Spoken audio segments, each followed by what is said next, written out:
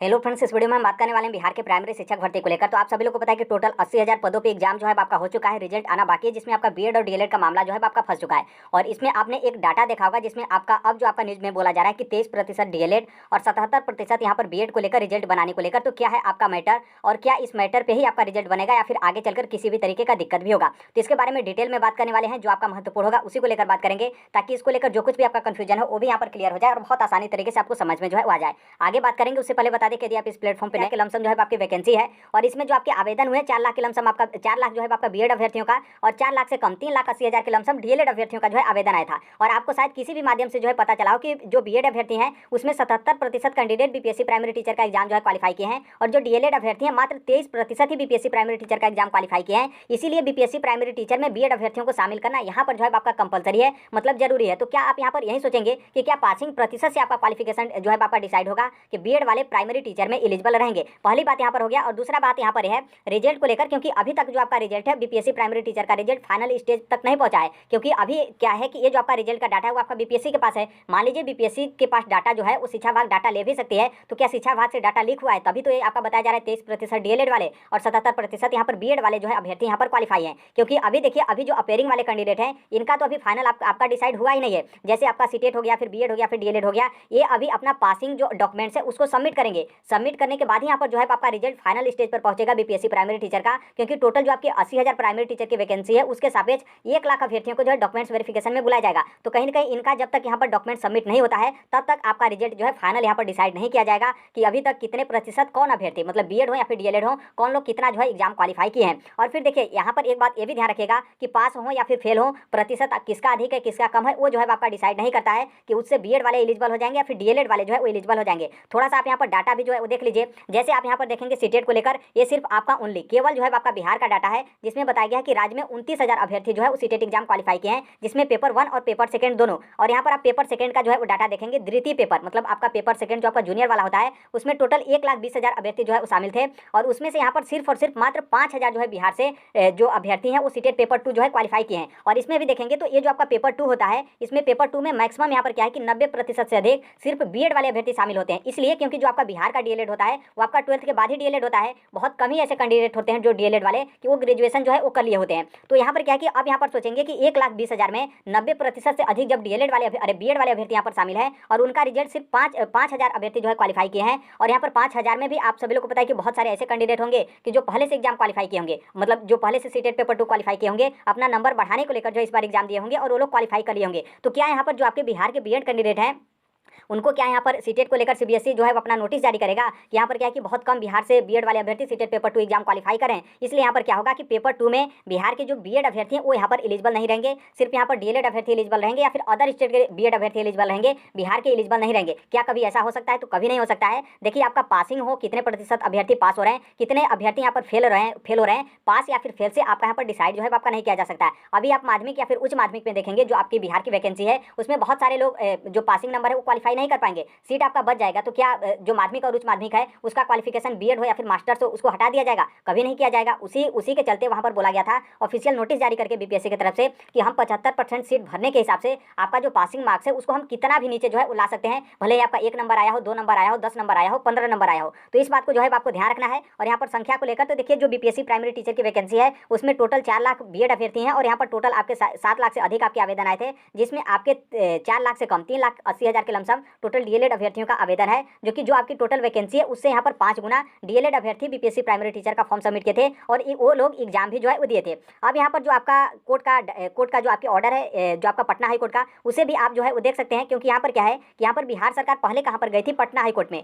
Patna high court में यहाँ पर क्या हुआ था कि पटना हाई कोर्ट में जब बिहार सरकार गई तो डीएलएड के पक्ष में जो है पटना हाई कोर्ट की तरफ से डिसीजन दिया गया। फिर उसके बाद जो आपके बिहार सरकार के एजुकेशन डिपार्टमेंट के अपर मुख्य सचिव IS के पाठक हैं वो खुद यहाँ पर सुप्रीम कोर्ट में चले गए और सुप्रीम कोर्ट में अपनी याचिका जो है वो दायर की है। शायद जहाँ तक मुझे पता है कि ये जो के पाठक है इनकी तरफ से कुछ उस तरीके का जो आपका डाटा हो या फिर कुछ उस तरीके का हो, शायद मतलब उसको गोपनीय करके या फिर छुपा कर सुप्रीम कोर्ट में शायद उस तरीके का याचिका दायर किया गया हो ताकि यहाँ पर बीएड अभ्यर्थियों को शामिल जो है आपका किया जा सके। बाकी ये जो आपका पटना हाई कोर्ट का ऑर्डर है, आप यहाँ पर तीसरे वाले पॉइंट को देखेंगे, आप यहाँ पर तीसरे वाले पॉइंट पर ध्यान रखिएगा जहाँ पर आपका अनेक्जर R2 लिखा है। तो इसमें आप यहाँ पर लास्ट वाले यहाँ पर जाएंगे तो यहाँ पर आपका साफ साफ लिखा गया है कि state of Bihar will take into account the judgement at annexure R1। Annexure R1 में आप यहाँ पर देखेंगे जो कि दूसरे पॉइंट पर है। आप यहाँ पर दूसरे पॉइंट वाले को देख सकते हैं, अनेक्जर R1, जिसमें आपका राजस्थान हाई कोर्ट का जो आपका निर्णय था, जिसके बाद राजस्थान हाई कोर्ट के निर्णय को संदर्भ में रखते हुए यहाँ पर आपका सुप्रीम कोर्ट में डिसीजन गया और जो आपका एनसीटी मतलब नेशनल काउंसिल फॉर टीचर्स, जो आपके टीचर एजुकेशन एनसीटी, उसका जो अधिसूचना था 28/6/2018 वाला, जिसमें बीएड वाले अभ्यर्थियों को ब्रिज कोर्स करा के प्राइमरी टीचर में शामिल किया जाता था,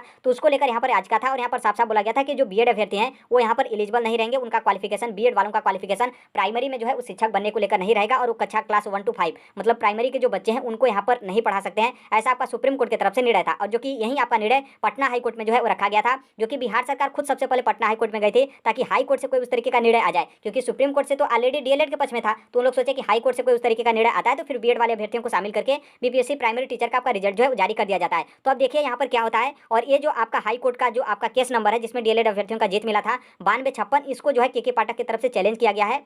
और शायद इनका आप डायरी नंबर देखेंगे तो उसमें हमने वीडियो बनाया था, तो उसमें हमने आपको दिखाया था कि जो पटना हाई कोर्ट का ऑर्डर था उसको यहाँ पर के पाठक की तरफ से जो याचिका दायर की गई है उसमें यहाँ पर चैलेंज जो है आपका किया गया है। बाकी यहाँ पर सबसे बड़ी बात यहाँ पर यह है, आप सभी लोग को पता है कि 19 अगस्त 2023 को, क्योंकि 11 अगस्त 2023 को सुप्रीम कोर्ट की तरफ से निर्णय आया था कि बीएड वाले एलिजिबल नहीं रहेंगे प्राइमरी टीचर को लेकर, तो 19 अगस्त 2023 को बीपीएससी की तरफ से बीपीएससी प्राइमरी टीचर के संदर्भ में ये जो आपका अधिसूचना हो मतलब एनसीटी का, उसके बारे में यहाँ पर जो है आपका जिक्र किया गया था। तो आप यहाँ पर थोड़ा सा इसे देख सकते हैं। यहाँ पर आपका बोला गया कि शिक्षक प्रशिक्षण के किसी भी उपाधि के मान्यता के बिंदु पर अथवा किसी भी उपाधि के विशेषज्ञ समतुल्यता की बिंदु पर किसी भी प्रकार के विवाद की स्थिति में राष्ट्रीय अध्यापक शिक्षा परिषद मतलब एनसीटी के परामर्श से विभाग का निर्णय अंतिम होगा। मतलब यहाँ पर विवाद की स्थिति में तो नॉर्मल सी बात है, यहाँ तो आपका विवाद है बीएड और डीएलएड का मामला, क्योंकि सुप्रीम कोर्ट का डिसीजन डीएलएड के पक्ष में है और यहाँ पर मतलब अब सरकार क्या कर रही है कि बीएड वालों को भी शामिल करना चाहिए, तो ये तो आपका विवाद का कंडीशन हो गया। और जब यहाँ पर आपकी प्राइमरी टीचर की वैकेंसी उसमें यहाँ पर किसी भी तरीके का विवाद होता है तो यहाँ पर जो आपका एनसीटी है उससे यहाँ पर परामर्श लेने के बाद ही यहाँ पर जो है आपका विभाग का निर्णय अंतिम होगा। और यहाँ पर जो कुछ भी करेगा, जो भी आपका योग्यता डिसाइड होता है, क्वालिफिकेशन डिसाइड होता है, वो आपका एनसीटी के परामर्श से ही यहाँ पर जो है आपका डिसाइड होता है।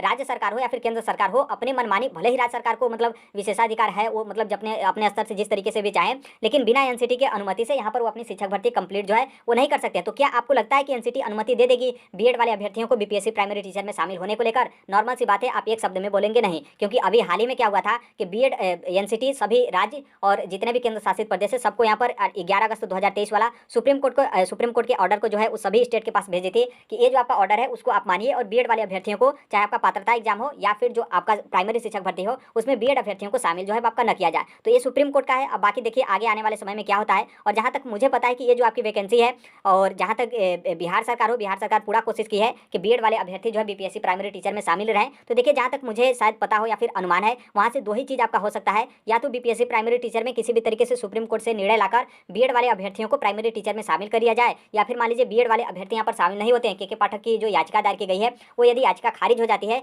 तो हो सकता है कि ये जो आपकी वैकेंसी है विधानसभा चुनाव, अरे विधानसभा नहीं, लोकसभा 2024 वाला जो अगले साल चुनाव है उस समय तक यहाँ पर स्थगित जो है रखा जाए, क्योंकि बीएड वाले अभ्यर्थियों को मतलब यहाँ पर दुखी में रखना मतलब नाखुश रखना बिहार सरकार थोड़ा सा भी जो है आपके बर्दाश्त नहीं करेगी। तो अब आगे आने वाले समय में जो है आप देखिए क्या होता है। हालांकि एक जो आपका निर्णय है उस निर्णय से थोड़ा सा यहाँ पर डर है छत्तीसगढ़ वाला मामला, क्योंकि छत्तीसगढ़ का मामला भी इसी तरीके से फंसा था और छत्तीसगढ़ में 25 सितंबर 2023 को बीएड वाले अभ्यर्थियों को शर्त के साथ प्राइमरी टीचर में नियुक्ति पत्र भी जो है आपका दे दिया गया है। अब आगे आने वाले समय में देखिए क्या होता है। बाकी यहाँ पर देखिए जो आपका अक्टूबर मतलब आज आपका लास्ट डेट है सितंबर का, कल से जो है आपका अक्टूबर स्टार्ट हो जाएगा, तो अक्टूबर के फर्स्ट वीक तक बीपीएससी को जो है आपकी रिक्तियाँ चली जाएगी। कौन सी रिक्तियाँ? जो आपकी अगली 70,000 पदों पर वैकेंसी आने वाली है। तो जैसे ही यहाँ पर रिक्तियाँ जाती है बीपीएससी के पास तो उसका नोटिफिकेशन भी जो है आपका जारी किया जाएगा। भले ही आप इस चीज़ को बोले कि अभी आपकी वैकेंसी कंप्लीट ही नहीं हो रही है तो दूसरी वैकेंसी कैसे आएगी, तो दूसरी वैकेंसी भी आपकी आएगी, क्योंकि उसमें जो आपका रुका हुआ है वेट जो आपका किया गया है एसटीटी के रिजल्ट को लेकर। जैसे आपका एसटीटी का रिजल्ट आता है और बीपीएससी को रिक्तियाँ मिल जाती है, फिर उसके बाद आपका नोटिफिकेशन जो है वो जारी कर दिया जाएगा। तो आप इस भ्रम में न रहें कि आपका वैकेंसी डिले हो रहा है, फिर इसमें पूरा आप दिमाग लगा रहे हैं, तो बिल्कुल आप गलत करें।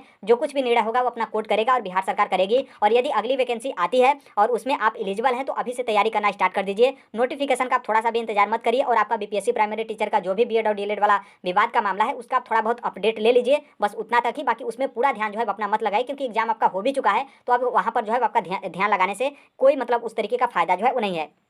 तो अभी के लिए यही अपडेट है। टेलीग्राम से आप जुड़ जाएगा, कमेंट बॉक्स में आपको टेलीग्राम का लिंक देखने को मिलेगा। जो कोई भी अपडेट या फिर इन्फॉर्मेशन होता है वो यहाँ पर शेयर कर दिया जाता है। बाकी अभी तक इस अपनी इच्छा के विरुद्ध कभी भी जो है आप मत जाएगा, ऐसा मतलब मेरा हमेशा से जो है आपका मानना जो है आपका रहता है। तो अभी के लिए यही अपडेट है। बाकी जो कोई भी अपडेट होगा, जो कोई भी इन्फॉर्मेशन होगा वो यहाँ पर इस प्लेटफॉर्म पर शेयर कर दिया जाएगा। मिलते हैं अगले नेक्स्ट वीडियो में, तब तक के लिए thank you, bye bye, take care, all the best, thank you for listening, God bless you all, thank you.